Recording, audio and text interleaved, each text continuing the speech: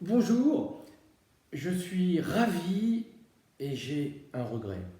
Alors tout d'abord, je suis ravi de vous retrouver pour, après mes conférences de l'année dernière, partager quelques réflexions avec vous sur l'audace dans cette période très compliquée que nous vivons. Et bien sûr, d'illustrer ces réflexions avec quelques tours de magie. Mais j'ai un regret. Souvenez-vous, lorsque nous sommes vus, nous avions évoqué les personnes audacieuses. J'avais partagé avec vous que les personnes audacieuses multipliaient dans leur vie perso et professionnelle les premières fois. Que les personnes audacieuses, en permanence, raisonnaient, même lorsque ça fonctionnait, et si je faisais autrement. Alors imaginez que l'année dernière, je fasse une prédiction. J'aurais dû effectivement faire cette prédiction. Imaginez que lorsque nous nous sommes vus, j'écrive dans cette enveloppe que dans quelques mois, des millions de personnes seraient amenées à vivre des premières fois et à faire autrement. Aujourd'hui, en découvrant cette prédiction, serait certainement boosté ma réputation de magicien, de mentaliste. C'est-à-dire qu'égoïstement, j'aurais pu faire de cette crise, avec ses contraintes, une véritable opportunité. Et c'est un peu l'enjeu que nous avons tous. Comment faire de cette crise, si bien sûr nous avons la chance d'être en bonne santé, une véritable opportunité. Alors pour cela, il va falloir changer de lunettes. Alors vous pourriez me dire qu'en ce qui me concerne, ce modèle-là, grand carreau, transparent, esthétiquement, ce serait peut-être un plus. Mais ça, c'est un autre sujet. Alors, revenons d'abord sur cette notion de crise. Alors pour cela, je vous ai apporté une pièce chinoise avec des idéogrammes. Alors, je vous dirai pourquoi dans un instant. Alors, de couleur rouge. Parce que je trouve que le rouge symbolise bien les émotions que nous pouvons avoir en ce moment pendant cette crise. Et à l'image de cette pièce, beaucoup de personnes en période de crise voient, quelles que soient les phases de la crise, les voient toujours de la même couleur. C'est-à-dire qu'on y voit les tensions, les pollutions, des inquiétudes, voire des angoisses. Alors je vous ai donné une pièce chinoise parce que dans la culture chinoise, il y a deux idéogrammes, le mot crise est écrit avec deux caractères. L'un signifie le danger, et l'autre caractère, j'ai envie de dire à une autre couleur, puisqu'il signifie la notion d'opportunité, d'occasion à saisir.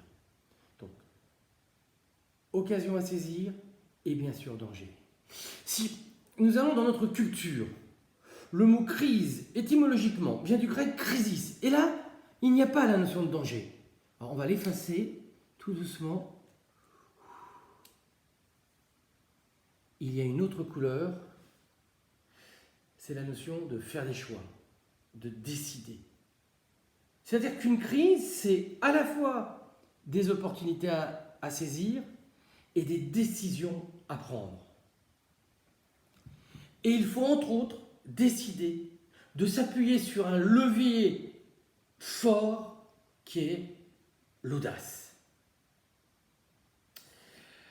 Alors, qu'est-ce qui se passe aujourd'hui? J'ai envie de dire, quelles sont les cartes que nous avons en main? Je vais chercher ça pour les symboliser.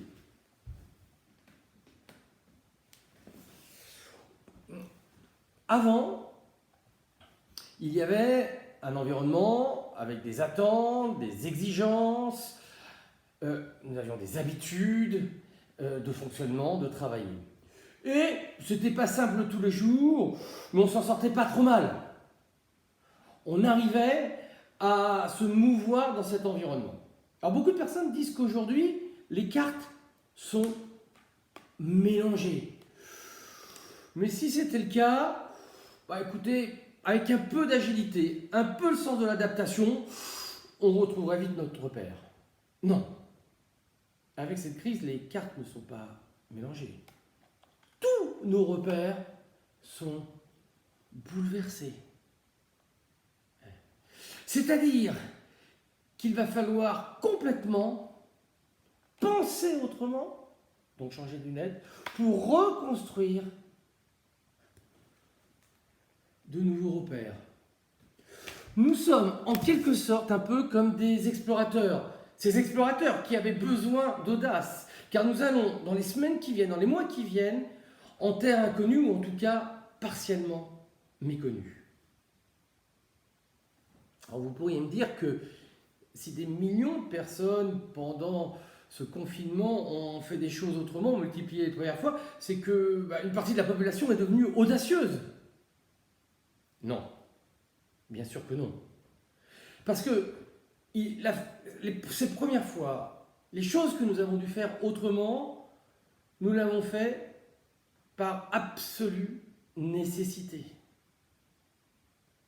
Or aujourd'hui, c'est une nécessité absolue de développer spontanément l'audace, de penser autrement. Faisons des premières fois que nous avons vécu des habitudes au quotidien. La solidarité que nous avons mis en place, le retour à des valeurs peut-être plus simples, le télétravail, une consommation raisonnée. Faisons perdurer dans le temps ces premières fois. Dans les semaines qui viennent, nous avons un devoir, le devoir d'expérimentation. Alors nous allons essayer des choses qui quelquefois vont marcher. Capitalisons, échangeons entre nous ces réussites. Et bien sûr, soyons dans l'amélioration continue.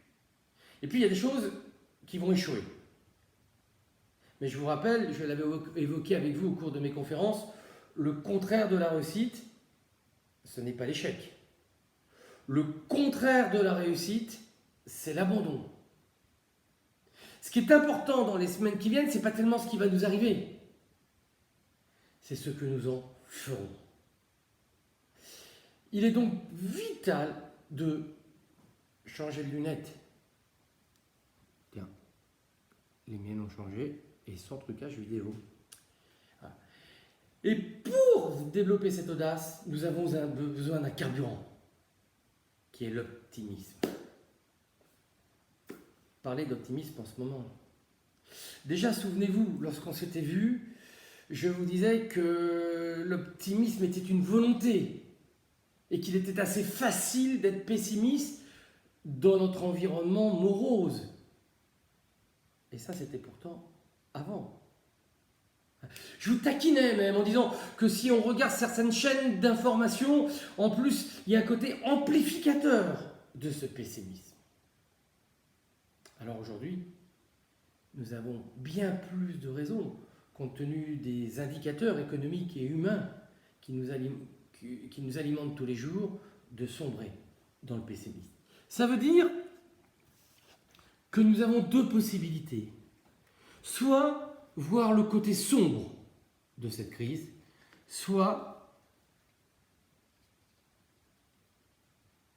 voir un côté beaucoup plus lumineux.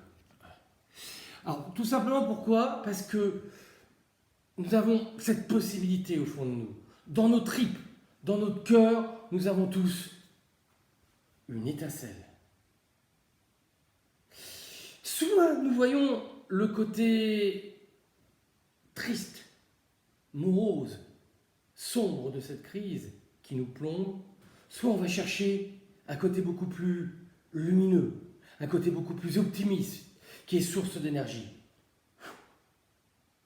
Soit on focalise sur le côté sombre de cette crise qui nous paralyse, soit on va chercher ce côté lumineux, plus optimiste de cette crise qui va nous pousser à agir. Soit on rumine, on rabâche le côté sombre de cette crise qui du coup nous immobilise, qui nous démobilise, soit on regarde un côté plus positif, plus optimiste de cette crise qui va nous booster. Plus que jamais, être optimiste est une hygiène de vie aujourd'hui. Et la bonne nouvelle, c'est que en plus, cet optimisme est contagieux.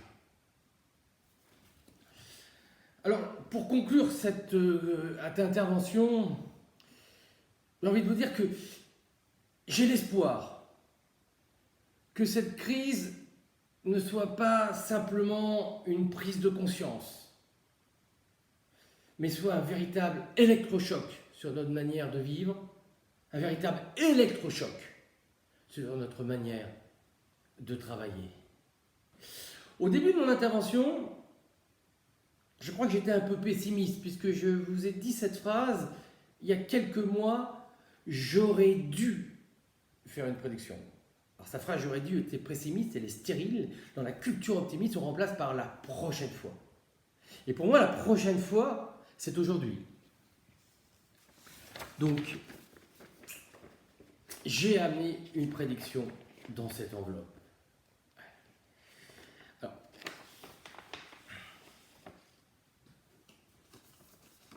mais je ne vais pas l'ouvrir maintenant. Je l'ouvrirai avec vous dans une autre conférence dans 5-6 mois. Et j'espère que cette fois-ci, cela va booster ma réputation de magicien ou de mentaliste. En tout cas, faisons de cette crise un second souffle. Développons notre capacité de rebond pour changer durablement dans le temps. Et pour voir autrement, penser autrement, agir autrement, je vous ai apporté un cadeau de manière virtuelle.